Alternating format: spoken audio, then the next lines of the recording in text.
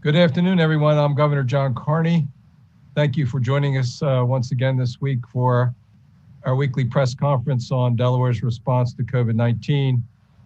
We've got not a long presentation today, got some good information, some good data to share. I'm joined again by Pam, our sign language expert for the deaf and hard of hearing. We've got AJ Shaw, who's the director of the Delaware Emergency Management Agency, very busy today. And we've got Dr. Carol Rattay, the director of the Division of Public Health. Their teams continue to work hard, putting in long hours and seeing really good results. Our focus now, we had our White House call this morning with governors from across the country, focused really on vaccinations, getting everybody, as many people as possible, vaccinated in our states across the country to meet President Biden's goal of getting 70% of Americans vaccinated by the July 4th holiday weekend. We're on pace to reach that. You'll see in a minute with the data and vaccination rates that we have. We still have a ways to go. Some maybe just short of 20,000, if I'm doing the math right. Which means a pace of about 1,000 a day, something less than that. We're on that pace today, but again, demand is softening. We have our incentive programs that we'll talk about as well.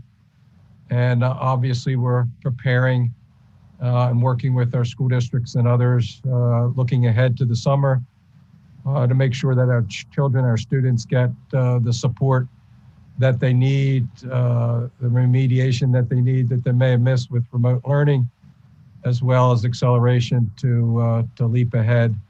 This will be an important goal and objective next school year as well, to make sure that all of our students are able to get to where they need to be.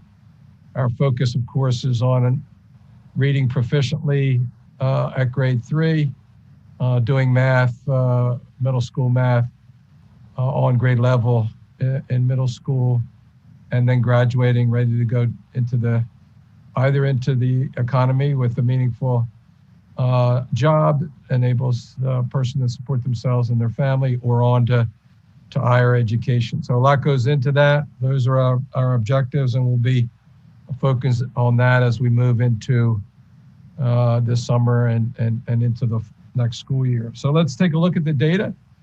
Again, continues to improve, just 42 new cases on a 7-day moving average. If you think about the past year, when we were debating with states around us about whether or not Delawareans should be quarantined out of those states, so we were talking about 100 new cases per day. So we're down to 42, 2% positive in the tests that are being done. And this is with a lower number of tests. So you would expect maybe that the percent would go up since the denominator in that fraction is going down, but we're steady there at 2% and many days under 2%. AJ will talk a little bit more about the number of tests that are being done, but obviously as folks get vaccinated and healthier, the interest in testing is falling off. We've ticked up a little bit on hospitalizations. We'll show the trajectory going back to the data in the spring, but we dropped as low as 29 over the weekend, which actually met our low over the early in last summer, but it's ticked up a little bit to 40. Nothing serious there that we're aware of. So here's the all data chart going back to the spring. You can see hospitalizations. This is a real number. These are people that are in the emergency room. They've been tested positive for COVID, so we know who they are. We know it's not a percentage. It's not an estimate based on testing or anything like that. These are actual people in the emergency room, in the hospitals getting care. Some serious and some not as serious, but needing hospital care. And you can see the peak there in the spring was the end of April 27th at 337. Again, one of the observations we made through this, we never really pressed on the hospital capacity to treat these patients, which was a good thing. to learn. One of my biggest concerns going back a year, and fortunately we were able to get through that peak in the spring, and then the one that we saw in January. We hit that low in the summer at August 16th at 29, I mentioned a minute ago. And then we had our run up after the December holidays to a peak of on January the 12th with 474. So it's a pretty big number of those COVID-19 patients hospitalized, meaning needing serious hospital intervention and care. And we were able to meet that with a reasonably comfortable margin there. Thanks go out to the hospitals for managing their patient population at the time, and we were able to get through that. We again then we're down the other side of that slope and hit a low of 83 in the hospitals on March the 11th, and then the little run up that we had in April to a peak of 180 as people were more and more people were getting vaccinated. And today, the latest number is 40 in the hospital as of June the 7th, and hopefully that number will continue to go down. So on the vaccination front, we're just short of 1 million vaccines administered here in Delaware. Fully vaccinated means either one dose of the Johnson & Johnson vaccine or 2 doses of the Pfizer and Mrna vaccines. Pfizer has been the more popular vaccine of late for a number of reasons. And so we've got about just short of 500,000 people fully vaccinated in our state. 92% of Delawareans 65 and older, the most vulnerable populations, have received at least 1 dose. And it's a significantly high number in the 80% for people for those 65 and older who are fully vaccinated. Our goal, this other number there at 67.5, is a CDC number of Delawareans 18 and over who've been vaccinated, which would include people who are vaccinated in other states. We don't have that information, which is why we use the CDC number, at least 1 dose. And so that's the challenge. We need to get that 2.5% to 70% between now and the end of the month. We've got a sprint going on. Demand has declined a bit there. We'll talk about that as we move forward. But let's first look. The vaccination rates are not even among the population. So if you think about this, CDC says if you're vaccinated, you're in good shape. You're safe from getting COVID-19. You don't have to wear a mask. If you are not vaccinated, you should be wearing a mask when you're in public, when you can't keep 6-foot social distancing. Obviously, children that are not eligible to be vaccinated are to wear their masks than they do in school. And you often see children with masks out and about as well. They're not at as great a risk as people 65 and older to serious disease. But look at this distribution. So those teenagers, 12 to 17, have only been 32% have only been vaccinated. And only 39% of that young adult group of 18 to 34. That's the next group up. 35 to 49, 52%, 50 to 64, 67%, and then 65 and over, as I said, 91%. So overwhelmingly, most people, senior citizens over 65, are vaccinated. 50 to 64, 67%, but it declines. Why is that relevant? Because that means if you're in the group 18 to 34, more people in your cohort, so if you're out to restaurants, bars, and out in public, more people are not vaccinated than are vaccinated. And that's a big focus of ours as we try to incentivize this group and everybody, including the 12 to 17-year-olds, to get vaccinated. We'll be increasingly focused on the younger population as we move through the summer and into bringing children back into school next fall, because we'll want to have as many people, school children, as possible vaccinated. But we've got a lot of work to do, as you can see from those two numbers, 32 and 39%. And again, if you're a young adult, 18 to 34, a lot of people that you're going to be coming in contact with that aren't going to be vaccinated. So just be mindful of that. get vaccinated, and you're safe and ready to go, and so are people around you. So I mentioned the goal, 70% of Delawareans by July 4th weekend, so we can have a big fireworks celebration.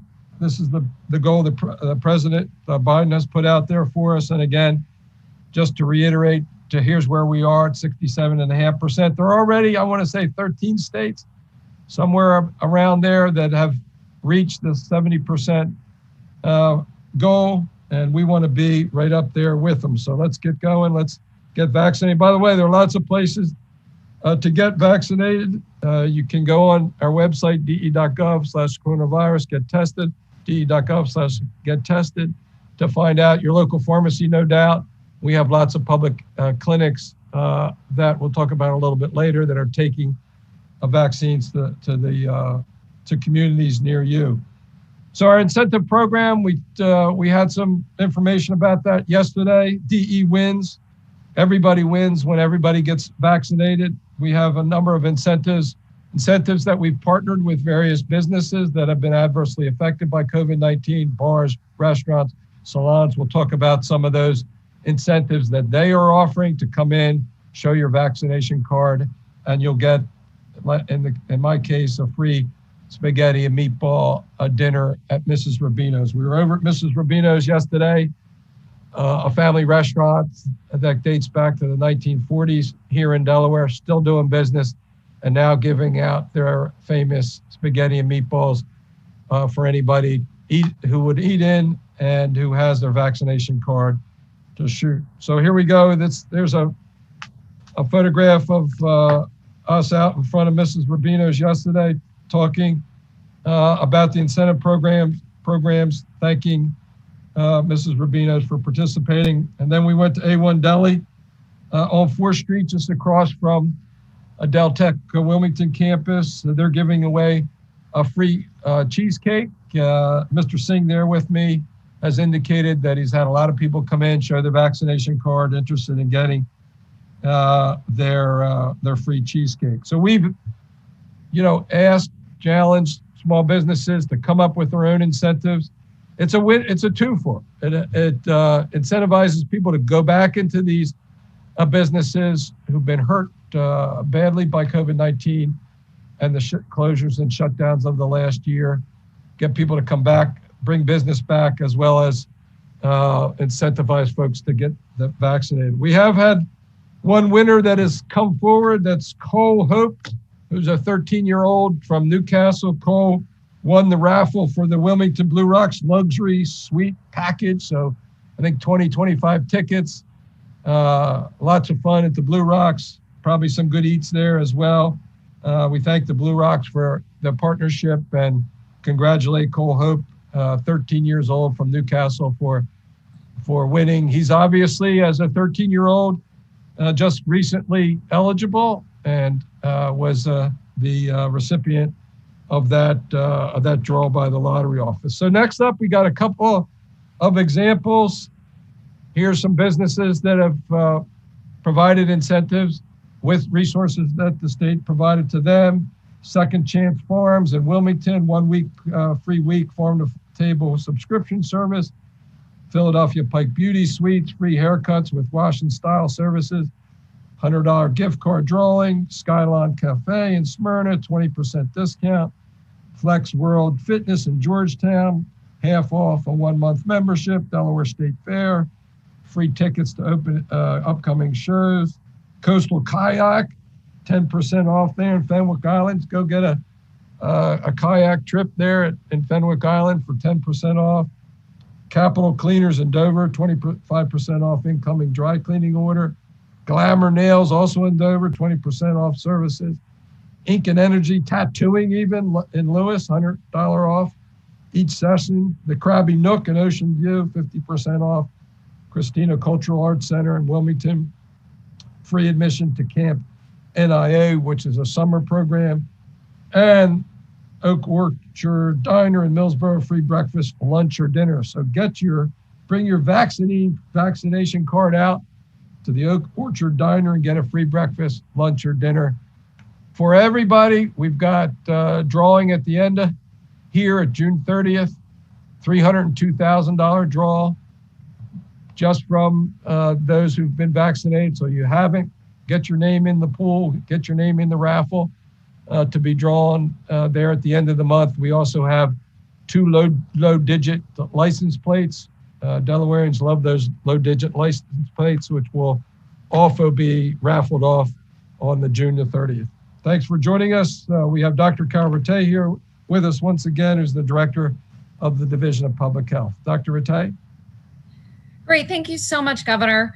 This week, as the governor said, I'm also so excited to get to report that we are seeing the best numbers that we've had in an entire year. And while most of the news is good, unfortunately, we do have one area in the state of concern to report, and that's Houston, zip code 19954, which is considered a hotspot under the criteria that we've been using last fall. So this really, again, it just points to the fact that COVID is still out there. We still do see clusters of activity like in Houston, and your best form of protection is to get vaccinated. And even those who previously had COVID need to get vaccinated. This is one of the, I think, confusions out there. People who have had COVID often think, or sometimes think, that they have immunity and they don't need to get the vaccine. But the reality is what we know about that immunity after disease is that it looks like it may be temporary. It does wane over time, which could leave you at risk. So whether or not you've had the COVID infection, make sure that you do get vaccinated. But other than what we are seeing in Houston, our overall case rate has decreased by 41% last week, which is even a greater decrease than what we saw the prior week.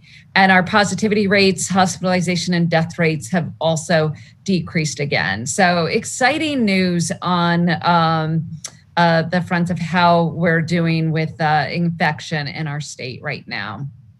Well, as I have been doing for a few months now, let me provide an update on the variants.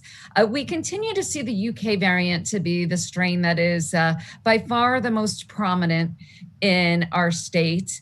The Brazil variant as well has increased. The India variant, although it's still on the low side, we're keeping a close eye on it because it is contagious, and scientists are looking at it, thinking that there are more significant health consequences.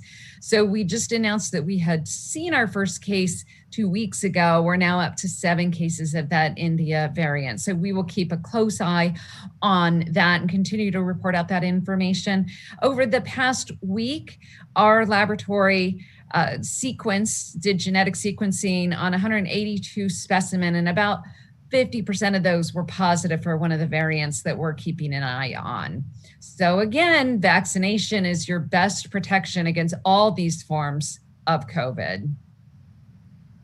So let's talk about some exciting news that was just released by the CDC yesterday, another real world study that followed about 4,000 people who had been vaccinated in December. It followed them through mid-April and found that these mRNA vaccines, the Pfizer and Mrna, are 91% effective in reducing the risk of infection for fully vaccinated people, but also importantly, 81% effective for reducing infection for partially vaccinated people. So that would be either individuals who've only gotten 1 dose or are less than 2 weeks since their second dose. And these estimates apply to both symptomatic and asymptomatic infection. This is one study that was really helpful in telling us that it's not just the symptomatic infection, but the asymptomatic infection as well that significantly decreased by these vaccines, which is really terrific.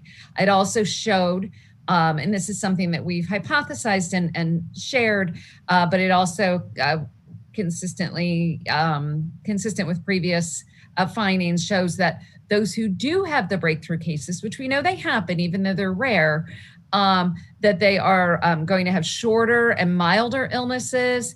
They're going to be less likely to develop symptoms, and less likely to spread the virus to others. So all that is good news on the front of our latest findings of the mRNA vaccines, or the Pfizer and Mrna vaccines. And again, this is good news for everyone. It's good news for our teenagers, which we have a big focus on right now.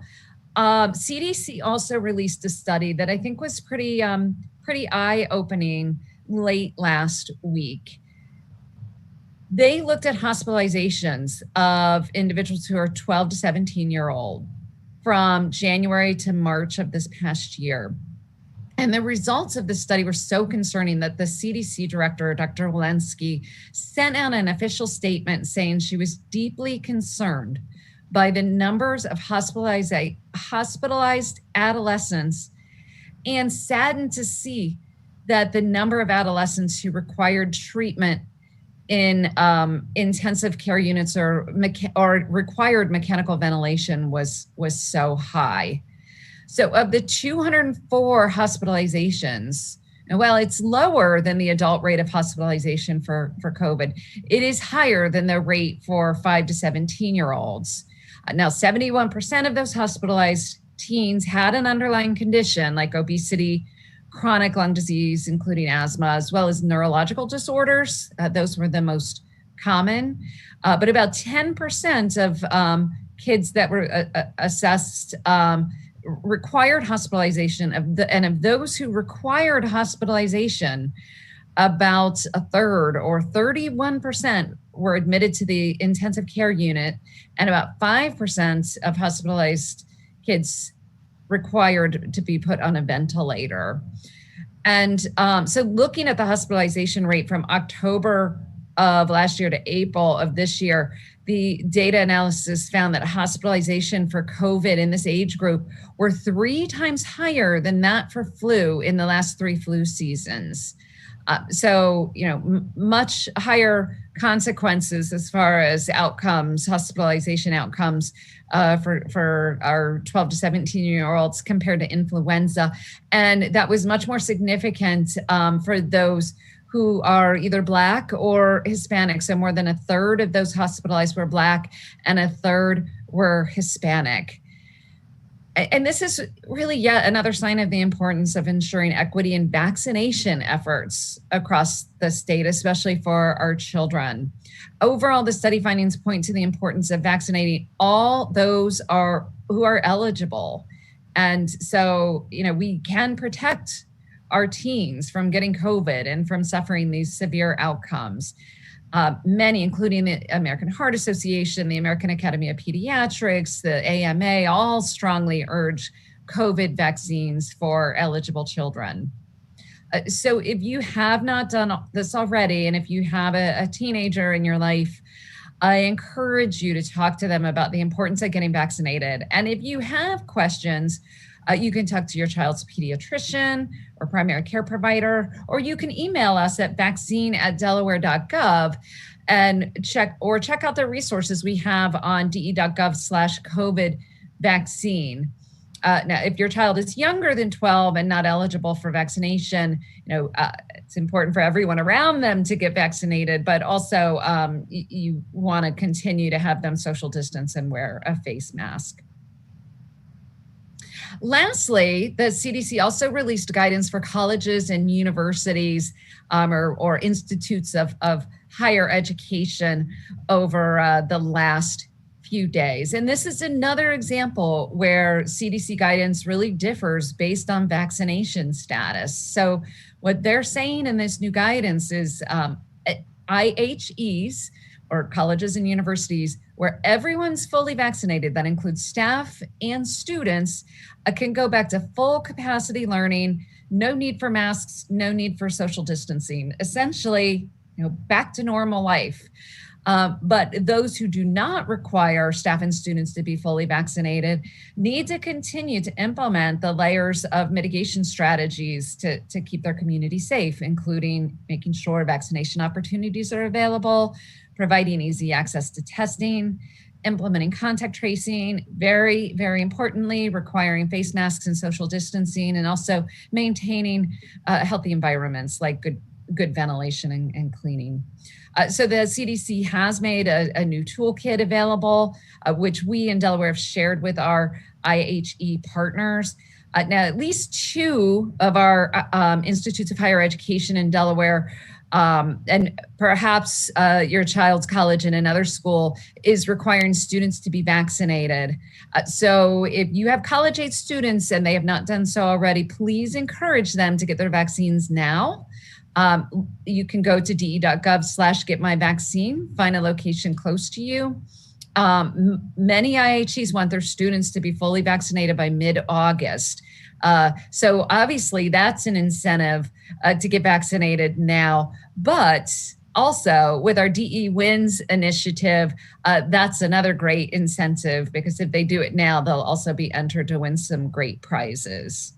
So speaking of which, just want to make a quick note of something that we have noticed, that some people, when they get vaccinated, don't put down their phone number, which has made it a little bit challenging to contact some of our prize winners. So if you get vaccinated from here on out, make sure you put your phone number down on your vaccine form.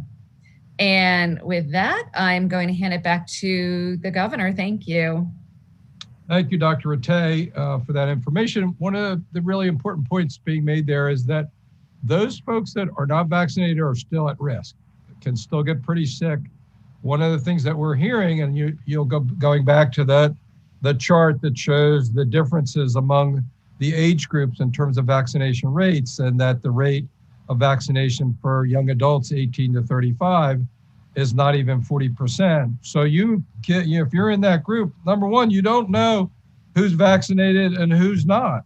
People that are not vaccinated should be wearing a mask.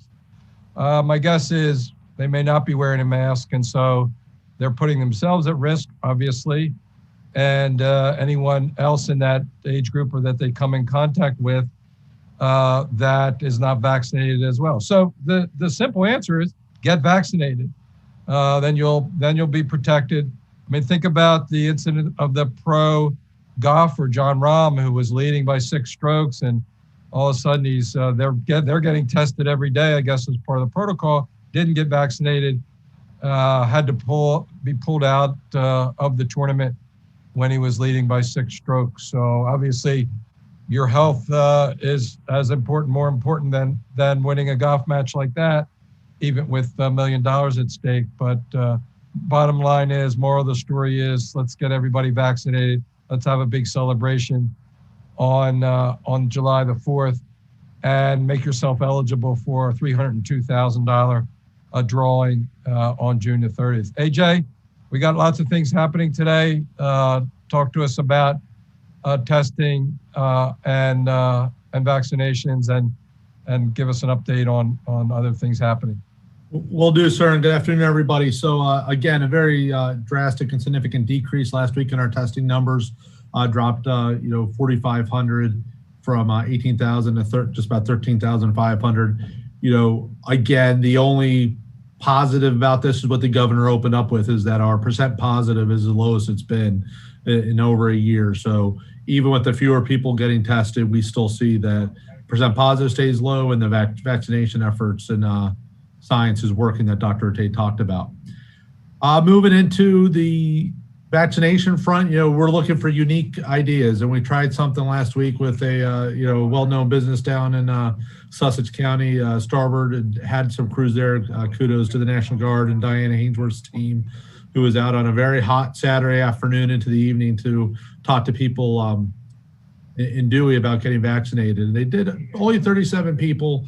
However, the good news is, let's look at the good news in these situations. They talked to a lot of people as they were walking down the street, and a lot of people were happy. They pulled out their vaccination cards. Hey, I already got my shot. I'm ready to go. So we know that, that's at least better than saying no to the vaccine, but we were still able to get needles in people's arms. And it was a great partnership that we had there with Monty, where he was able to open up to us, and can't thank Del.Dodd and Diane's team and others, and the National Guard, to really working on a very warm day.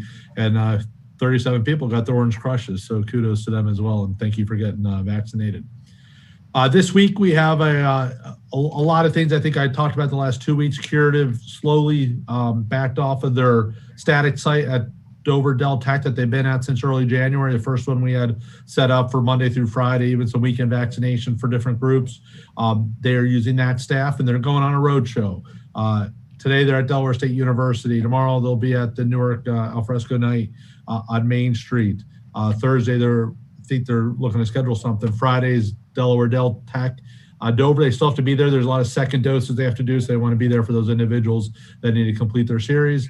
And then Saturday, they're going to be at the Milford Farmers Market. We're still looking at other opportunities, just working some stuff out where there'll be, but you could go to the website, de.gov/getmyvaccine, and identify what works for you to get you and your family vaccinated, as well as the information on there, whether it's the Pfizer, the Mrna, Johnson & Johnson, so you know the age and if it's a 1 or 2 dose vaccine. Lastly, we talk about, what's new, and, Dr. Ortiz's team is as creative as anybody else. And Lisa Henry over in the community health team has worked with the Division of Motor Vehicles to move into some DMVs on a rotating basis. And really, you just think about it, everybody's got to go to the DMV sooner or later. Great foot traffic,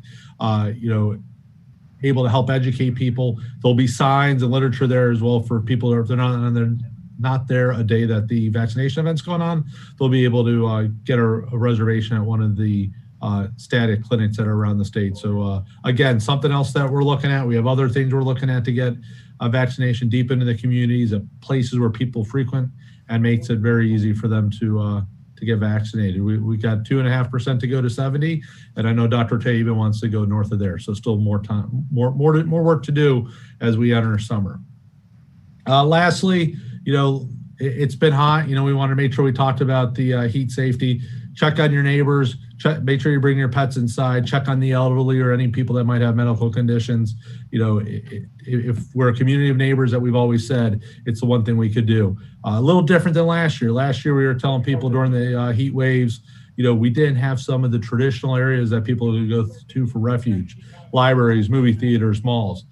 Those facilities are opened back up, so there are those that could serve to assist people that maybe want to get out of the heat during busy times of the day. So, and then lastly, very active day. Earlier this morning, a little bit before 6 o'clock, there was a motor vehicle accident on 95 just around Airport Road. As crews responded there, one of the vehicles was towing an organic peroxide, which is a extremely combustible material. So the road, as everybody knows, been shut down for several hours out of abundance of caution. After Secretary Garvin's team and DENREC's been working with the fire departments on scene and the hazmat teams, the decision was made late this morning, early afternoon, to actually do a thermal destruction of the product. It was the safest way to move it and get it out of the roadway. So again, we know it's an inconvenience, but it was the easiest way to diffuse the situation. Situation still going on. I believe the burn should just be ending here shortly. There was a shelter in place that was put out, which for a half mile that we notified people through either reverse 911 or usually the wireless emergency alert to let them know to stay in their home. We'll let them know when it's safe to come out. We've been working with the Hope Center and others that are there, so they knew what was going on. Luckily, it's not in that dense of an area there, right on 141 Airport Road. I can't tell you right now when we think the road's going to be back open. That's going to be a decision that DENREC and DelDOT will have as they look at the damage and the rest of the cleanup. But again, appreciate everybody's just patience with this. We know it's been a long day. It's a hot day. We will continue, and we know DelDOT and DSP and DENREC will continue to get information out through various media outlets as the day goes on to let them know how we will rectify the situation. So, sir, that recap, back to you. Thank you, AJ. Really bad situation there out on I-95 today with the accident with the highly combustible and flammable material. Only limited ways to clear it out safely, and we ask for folks' patience. Fortunately, luckily, not a lot of residents in that area, as I understand it, not a threat with the fumes in that way. There are other real risks with respect to that substance. So thanks for the report there and response of the first responders and emergency personnel that are on the scene. Of course, DelDOT trying to clean up that mess. So bottom line is today we need folks to get vaccinated. Those who haven't, protect yourselves, your family members, others you come in contact with. Those of you who are younger teenagers and young adults, we need to get those rates up, particularly the 18 to 35 cohort, only vaccinated at about 36%. So most of the people not vaccinated in that age cohort, so you're much more at risk if you're not vaccinated yourself.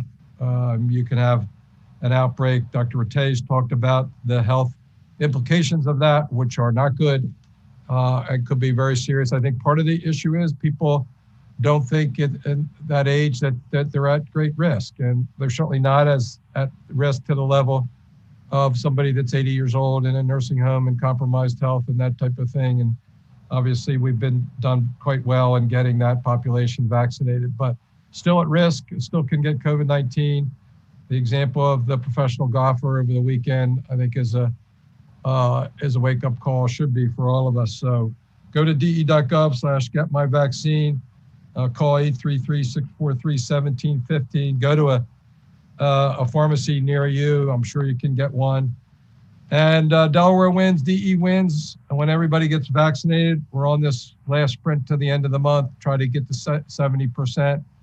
We're on course if we can keep up the vaccination rate that we've got so far, about 1,000 vaccines a day. We've got a lot of people out there putting needles in folks' arms. We just need the arms to do it. We've got great prizes and raffles coming at the end for everybody, $302,000 grand prize.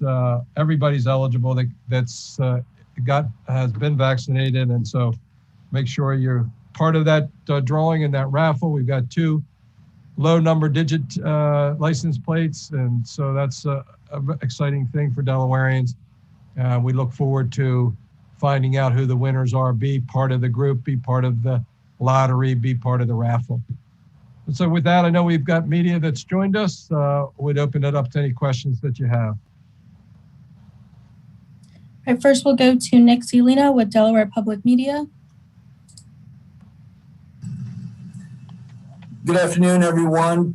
I'm curious if the state or perhaps there's some recommendation from the CDC regarding the long-term effectiveness of vaccines. Do we know if people who've already been vaccinated maybe in the future would need to get another vaccination? And if so, what is Delaware's plan for continuing to offer vaccine in the state after the incentive programs and the state reaches its goal of 70%? Yeah, that's a really, really good question. It's one that we've been thinking a lot about. I know at the national level, they're looking at the question of whether you need a quote booster, meaning another shot sometime to support the initial vaccination. And I think what we are thinking about is that might be necessary. So we have to be ready. Dr. Rattay? Yeah, I don't have a lot to add. I mean, initial studies are, showing that this vaccine has pretty good longevity, but again, it hasn't been a long period of time. And for this type of virus, it is suspected, especially with the variants, that we will need some booster doses at some point in the future. What we don't know at this point is when will that happen. But as the governor said, I mean, we are prepared to get booster shots into individuals as soon as that happens. What I do know is we can't afford to go through this again. Just the economic damage, the emotional damage, the damage to communities, the damage to families, the damage to individuals. So we've got to be ready, and we've got to do everything we can to prevent it from happening again. And is there any more sense at this time when the state plans to end its emergency order? That question has come up each time, and I know there's an ongoing conversation with between the Attorney General's office and our offices around the things that we need to keep in place. For instance, mask wearing in public buildings, in state buildings, mask wearing among children in schools, et cetera, et cetera. There are some issues around workforce, healthcare workforce that have required emergency powers, some of which we are pursuing legislatively. But we need to get a better answer to you for that. It is one I know where there's an ongoing conversation between and among the lawyers representing the agencies and the Attorney General's office. Our next will go to Brandon Holbeck with the News Journal. Good afternoon. Earlier, Dr. Rattay spoke about the CDC study with increased hospitalizations among teenagers. Is there any indication that that trend has borne out here in Delaware among that teenage group? We're not sure yet at this point. We know that Nemours, our primary hospital that cares for kids in our state, did see more inpatients during the late winter, early springtime. At this point, though, we're not sure, how much of a change that was in comparison to what was expected based on being in the surge. But, I would say in general, I think it is very likely that Delaware, like the rest of the nation, also saw some of these increases among this age group, given the fact, and if you look at our numbers online, we saw some of our bigger increases in COVID among this age group in comparison to any others. And Governor Carney, on a different note, if the General Assembly this year passes its recreational legalization bill, would you veto it? Yeah, so it's well known that I oppose the legislation, and I don't need to get into all the reasons. I just think it's a bad thing. We talk every week about public health. When we're talking about COVID-19, I spent 8 years as Lieutenant Governor trying to get Delawareans to stop smoking, et cetera, et cetera. There are some flaws with the legislation itself, and so we'll have to see what the legislature does and then take it at that point. I just think it's a bad idea, as I've said time and time again. The bill itself has some flaws that need to be fixed. All right, next we'll go to Tim Mastra with Delaware State News. Good afternoon, everyone. Dr. Tay mentioned earlier about the institutes for higher learning and just their vaccination status and requirements. Has there been any discussions with the DOE here about what high schools and middle schools might look like, especially those where you might have children who are under 12 and children who are older 12, where you might have some who can get vaccinated and some who cannot get vaccinated, what that might look like? Yeah, so one of the biggest topic, certainly in the top three on our White House call this week and last week, so among a concern among all governors, is CDC guidance around school-age children as everybody attempts to bring children back into in-person instruction in the fall. And the simple message from the governors to the CDC is, we need that guidance sooner rather than later. And so to your question, there's lots of discussions going on about how we're going to accomplish this and what are the concerns. And you mentioned one of them. And so, yes, there are conversations going on. We need to get guidance from CDC. We've been saying from the beginning that our decisions are based on a guidance and the science. And that comes from CDC. You'll remember just a few weeks ago where unexpectedly they said, if you're vaccinated, you don't need to wear a mask. And if you're not vaccinated, you should wear a mask. Well, that caught us by surprise. I think it's fair to say just about every governor on the call, and because we're the ones that have to enforce it. So with respect to Dr. Rattay might want to comment on these issues because they are providing the science behind what guidance we give to the superintendents and the school boards. Remember, you've got a governing board in each of those districts whose responsibility it is, under normal conditions to make those determinations. Hopefully we'll be out of the state of emergency by then. This may be an area that requires that kind of an action. Dr. Rattay, anything to add to the thoughts about how we're addressing the school year coming up? Yeah, I mean, I wish there were a black and white answer. It's complex. If we knew that every student 12 and up were vaccinated and every staff member were vaccinated, and that our numbers in our state continue to go down even lower than they are now, I mean, we'd feel great about it, especially among middle school and high school students. But we're not there yet with vaccination for adolescents. And like we talked about today, we know there are health risks for adolescents who become positive with COVID. And there still is the complexity related to those who can't get vaccinated yet. And so those who are under age 12, should they be wearing masks? Should they be social distancing? So we are eager to see the CDC guidance that is forthcoming around this. Hopefully it will provide a little bit more clarity, but there's not a simple answer. And kind of along those same lines, I know you have a background in pediatrics.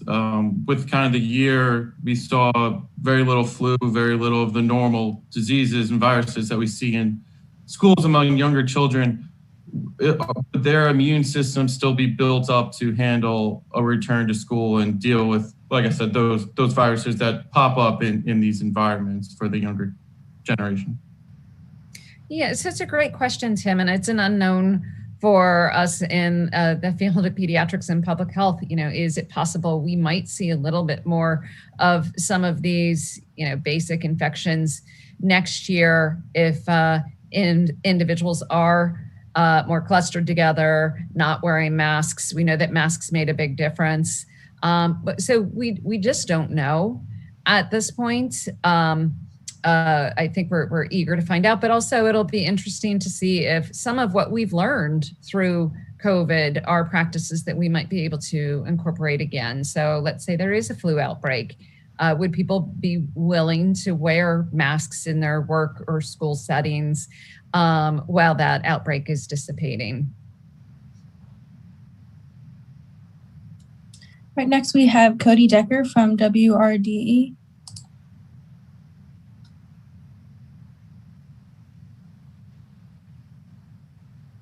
Good afternoon, Dr. Rattay. I'd like to start with you here on that 18 to 34 group. I was just curious, when looking at the data, is there one way or another, whether it's the young side or older side of the group, where we're not seeing many vaccinations? And now with the DE Wins initiative, even though it's early, is there an alternative plan to try and get to that group and say, go out and get vaccinated?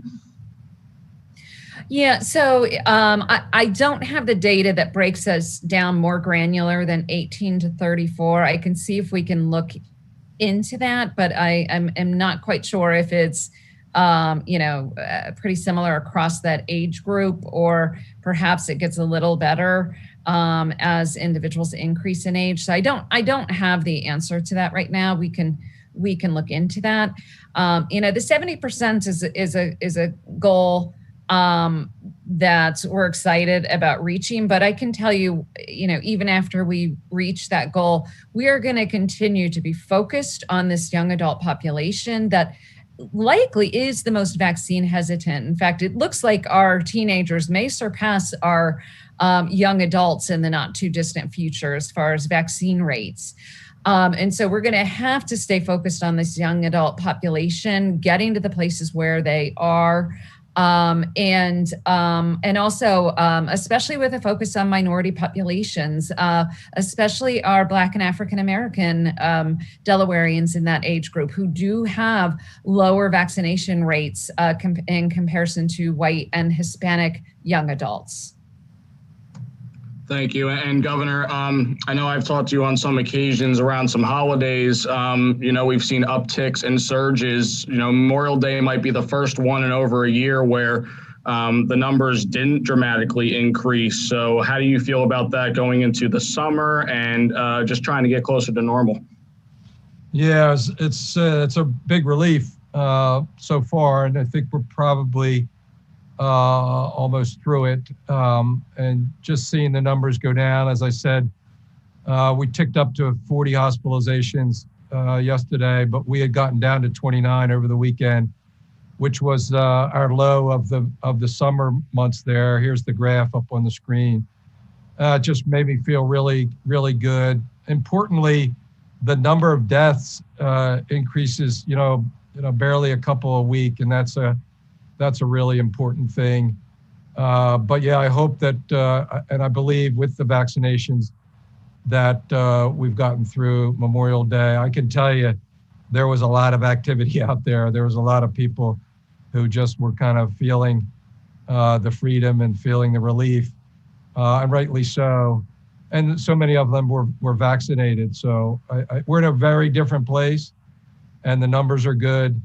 So I feel better about it. I'll feel even better when we hit 70%. We can have a big celebration on 4th of July. Right, Governor, there's no more questions today.